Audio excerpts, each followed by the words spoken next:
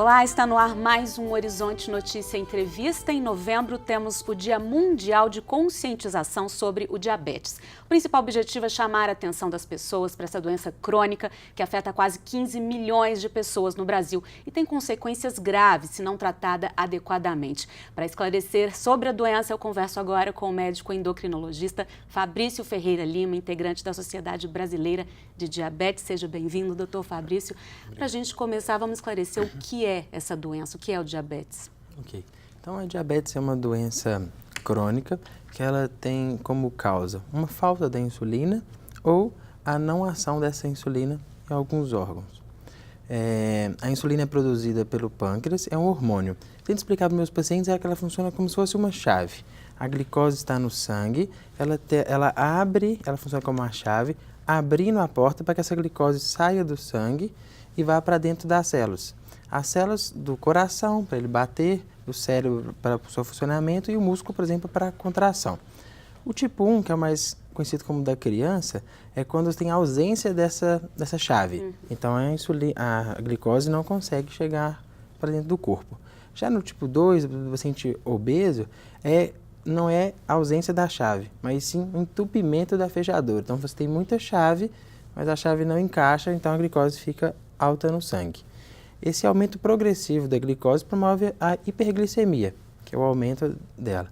O aumento crônico, ou a longo prazo, vai promovendo pequenos danos no coração, no olho, no rim, nos nervos dos pés, que vão levar às complicações da diabetes.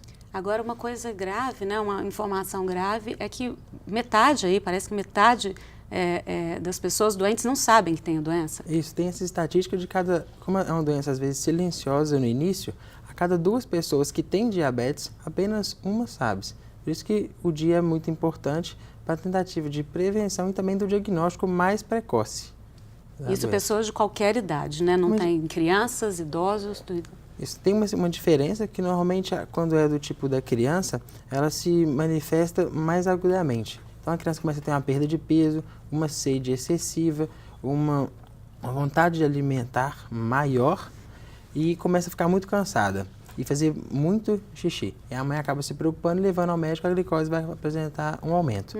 Já no paciente mais idoso, ou um pouco mais ali depois dos 30 anos, às vezes a doença fica silenciosa durante muito tempo, que é o maior problema dele, que o diagnóstico demora um pouco mais a ser feito.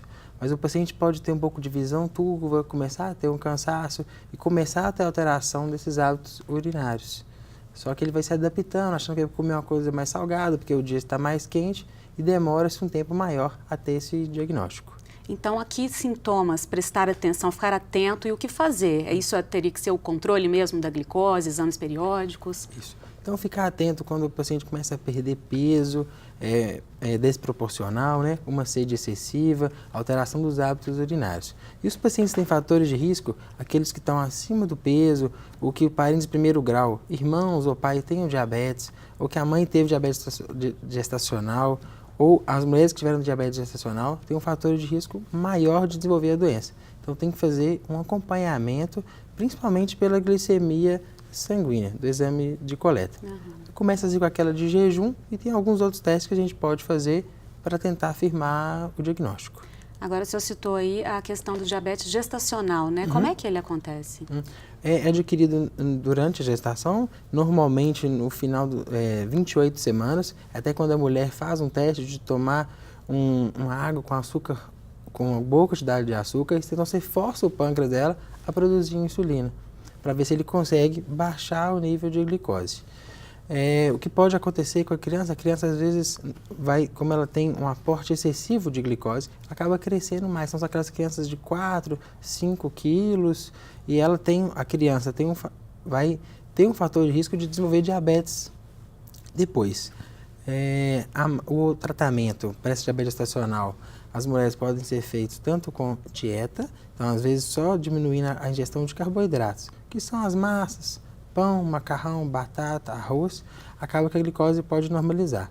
Mas algumas vezes, quando não se tem esse controle, a gente tem que usar a insulina para tirar essa glicose do sangue e levar ela para dentro das células, diminuindo o valor ao exame. Agora, alimentação, evitar o sedentarismo também é a mesma, importante também para qualquer pessoa que tem diabetes, né? Ele é importante tanto no tratamento como na prevenção. Como parece um pouco simples, não, é só mudar a alimentação e começar a fazer atividade física e tudo melhora. Só que é o mais difícil do paciente, às vezes, entender. Aí muitos, nessa correria do dia a dia, né, a gente às vezes fala assim, eu não tenho tempo de fazer caminhada ou de ir na academia. Mas pequenas mudanças podem ajudar. Como, por exemplo, eu moro em apartamento de 2 andares, vamos subir de escada, ou desce do ponto do ônibus 1 a 2 pontos antes para poder caminhar um pouco, tentando diminuir o sedentarismo, perdão. E a alimentação, que é isso, às vezes não é tirar totalmente macarrão, pão, arroz, mas ter uma redução, já que a dieta assim, do brasileiro é muito concentrada, né? Às vezes no prato tem macarrão, arroz, feijão, angu, batata, que são todos que no sangue vão acabar virando glicose. Que uma dúvida que tem é, apenas come-se doce que sobe a glicose. Mas eu não como doce. Mas aí às vezes é essa ingesta de macarrão, arroz, pão, que vão elevar esses níveis da glicemia no sangue. Que é o carboidrato, né? Que também é um inimigo. Isso. Agora, isso é extremamente importante para o paciente, aí é o resto da vida, né? Porque é uma doença que não tem cura, né? A diabetes não tem cura, ela pode ser tratada. Então, tratada nesses três âmbitos, né? O medicamentoso, a atividade física e mudança do estilo de vida e da dieta. Sendo que esses dois conseguem, inclusive, prevenir a doença. Num grupo de pessoas que têm um risco aumentado, aqueles que a família já tem, são obesos, pressão alta, colesterol alto, se uma promoção de peso, perda de peso de 5 a 10%, 60% não vão ter a diabetes. Agora, 15 milhões de brasileiros têm a doença atualmente. Esse número cresceu nos últimos anos e a tendência é continuar crescendo. Por quê, doutor? Porque a população de rural virou mais urbana, ficou mais sedentária e a alimentação piorou.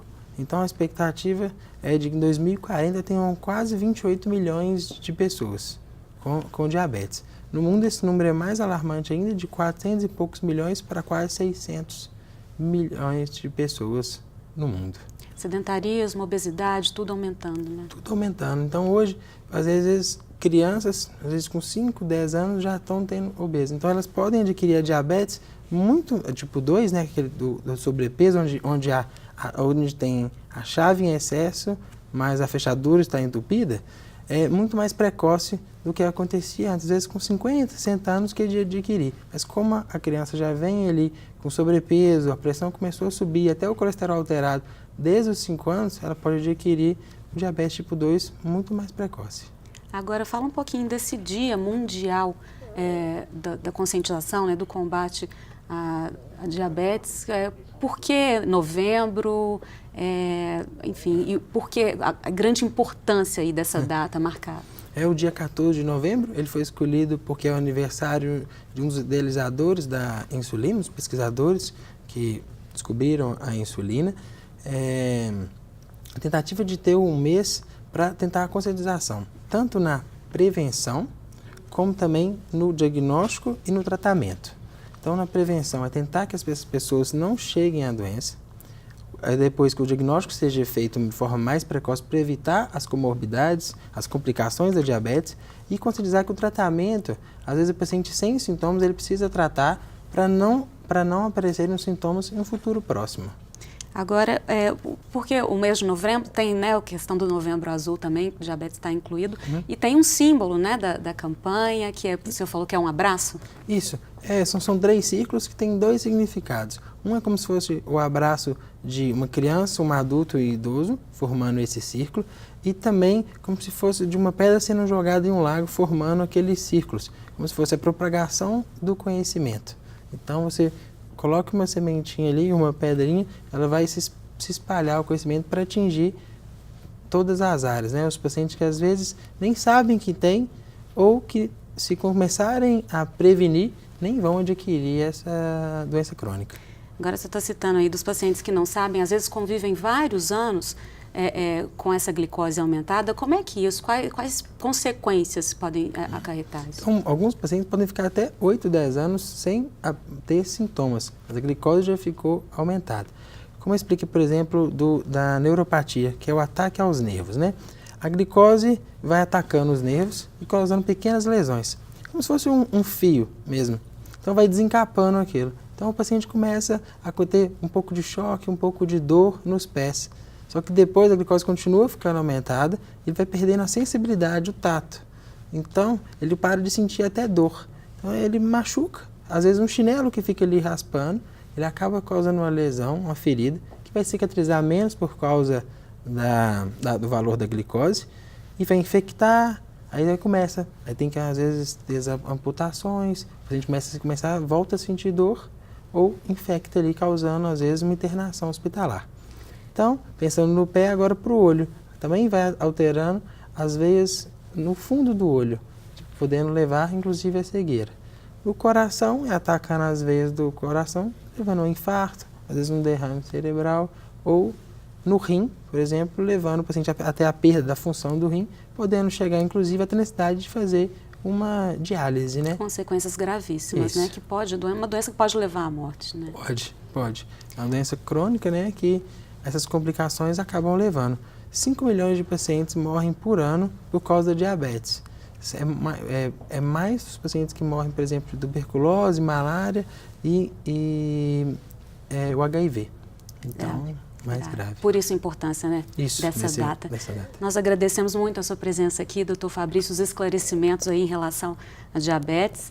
E nós ficamos por aqui, falamos hoje sobre o diabetes. Se você quiser rever o programa, é só acessar o nosso site. Até a próxima entrevista.